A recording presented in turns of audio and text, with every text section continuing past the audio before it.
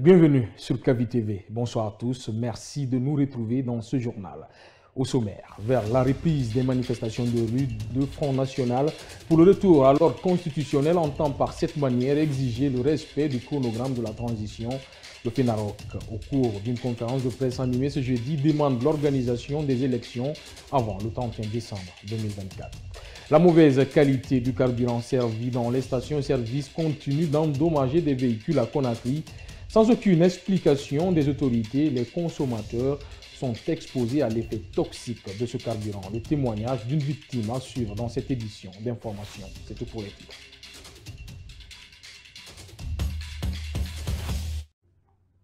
Encore une fois, bonsoir et bienvenue. Je vous disais en titre, le Front National pour le retour à l'ordre constitutionnel FENAROC demande le respect du chronogramme de la transition établi avec la CEDEAO. Cette organisation entend tenir des manifestations pacifiques pour exiger des autorités de la transition l'organisation des élections avant le 31 décembre 2024. Reportage Mamotanouba. Le Front National pour le retour à l'ordre constitutionnel sonne l'alerte. Les responsables de cette nouvelle structure exigent des autorités de la transition le respect de la date du 31 décembre 2024 pour la fin du chronogramme de la transition. Faute de quoi, ils ne reconnaîtront plus le général Mamadi Doumbouya comme président de la transition. Après le 31 décembre 2024, nous ne reconnaissons plus Doumbouya comme président de la transition de la République de Guinée. Je ne vais même pas dire président de la République parce qu'il n'est pas le président de la République, il est le président de la transition. Donc après le 31 décembre 2024, nous ne le reconnaissons pas. Donc tout ce qu'ils doivent faire, s'ils savent qu'ils ne peuvent pas organiser les élections d'ici le 31 décembre 2024, c'est de choisir ou mettre en place un consensus où on peut trouver un président civil. Mais en tout cas, les militaires, leur pouvoir doit prendre fin le 31 décembre 2024. Et c'est ce qu'ils ont dit. On ne les a pas imposés, c'est un engagement qu'ils ont pris. Le Front National pour le retour à l'ordre constitutionnel n'exclut pas de travailler avec l'Union sacrée pour le respect du chronogramme. Nous, on dit que notre objectif, c'est le retour à l'ordre constitutionnel. Si l'Union sacrée a pour objectif aussi un retour à l'ordre constitutionnel, pourquoi ne pas nous approcher et travailler ensemble? C'est pour le bien du pays, je pense. Mais s'il y a un autre mouvement ou s'il y a une autre union qui s'oppose catégoriquement à notre idée, je pense qu'on ne peut pas partager les choses, les mêmes tables. Mais si vraiment ce sont des mouvements qui partagent, qui sont sur le même chemin que nous, je ne vois pas de problème à ce que nous évoluions avec eux. Pour atteindre ces objectifs, le FNROC entend organiser des manifestations pacifiques dans les jours à venir à travers le pays. Nous continuons ce journal avec cette brève. Le ministère de l'Administration du Territoire et de la Décentralisation compte entamer une nouvelle évaluation des partis politiques. Elle concerne la conformité des partis politiques présents en République de Guinée. L'annonce a été faite ce mardi 4 juin 2024 dans un communiqué lu à la télévision nationale. Cette opération aura lieu de la période allant du mercredi 19 juin au 3 juillet 2024 à Conakry et dans les 33 préfectures. Une victime de la mauvaise qualité de carburant vendu à la pompe en Guinée brise le silence. Il s'agit du journaliste Ibrahima Sori Diallo.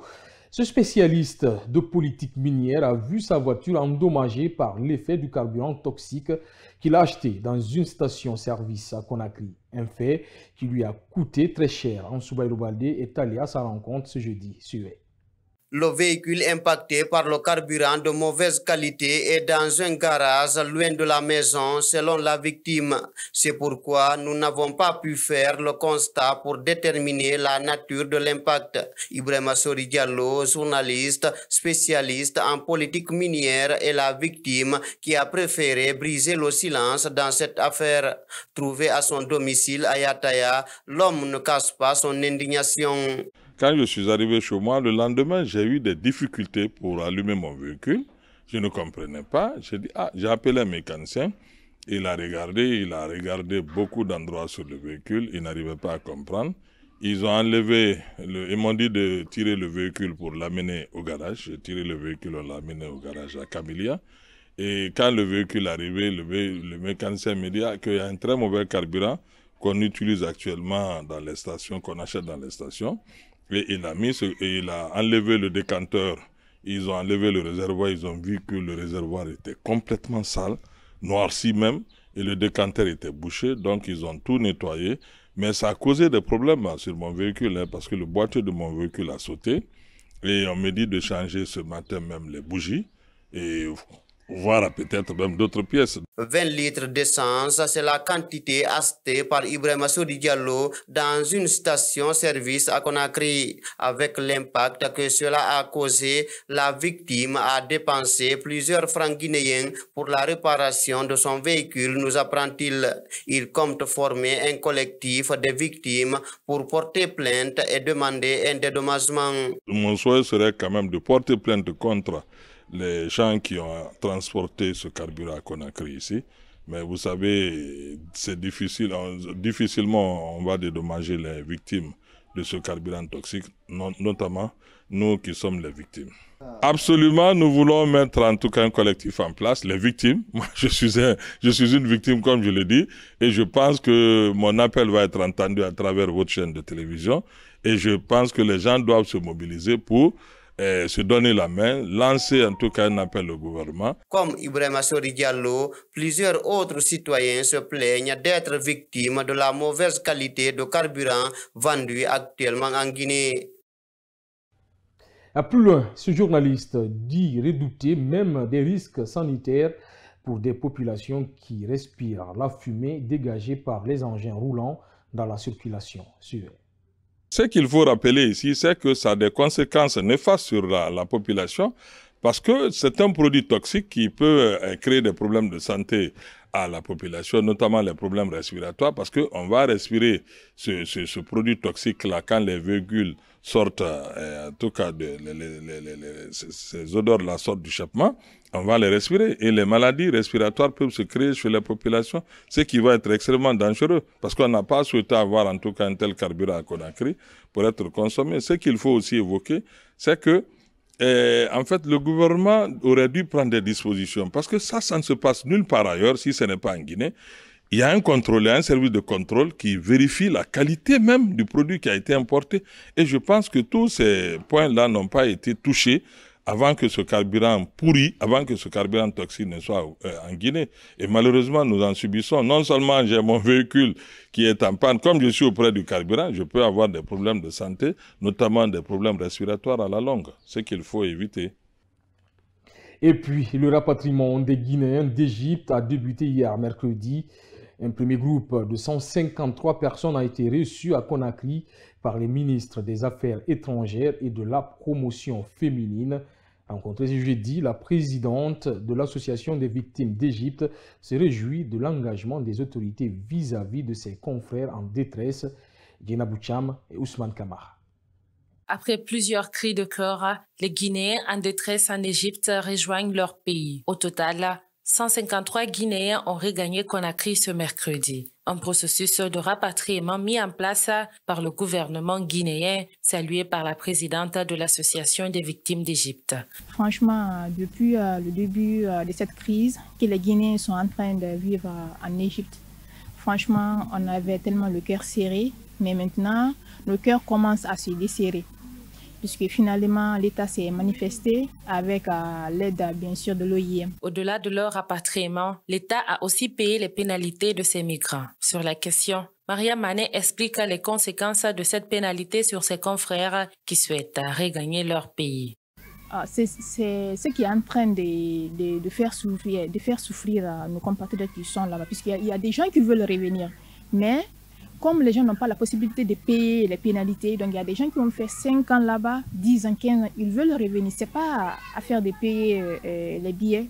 C'est vrai, il y a certains qui n'ont pas les moyens, mais c'est l'affaire des pénalités là qui cause problème. Consciente des difficultés existantes hors des frontières guinéennes, Maria Mané, qui a longtemps vécu en Égypte, lance un appel à l'endroit de ces nouveaux arrivants. Ils sont dans un processus, c'est quoi? C'est la réinsertion socio-professionnelle. Donc, il faut essayer de suivre ce processus, ce qu'ils ont vécu soit une leçon pour eux.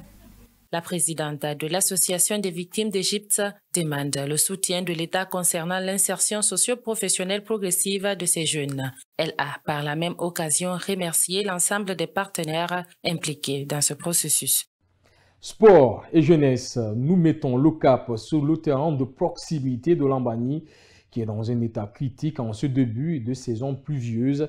Avec cette situation, les jeunes n'ont plus où jouer quand il pleut et cela est dû aux eaux qui stagnent sur le terrain faute de canaux d'évacuation. Ansou Bailobaldé y a fait un tour. Suivez son reportage. Une grande partie du terrain est touchée par les eaux stagnantes. Les jeunes qui viennent s'entraîner n'ont pas de choix que de trouver les moyens de jouer sur le reste de l'espace qui n'est pas mouillé. Kerfala Kamara, président du comité de gestion du terrain, explique. Les difficultés sont à vue d'œil. Vous voyez, le terrain est encerclé par des cours.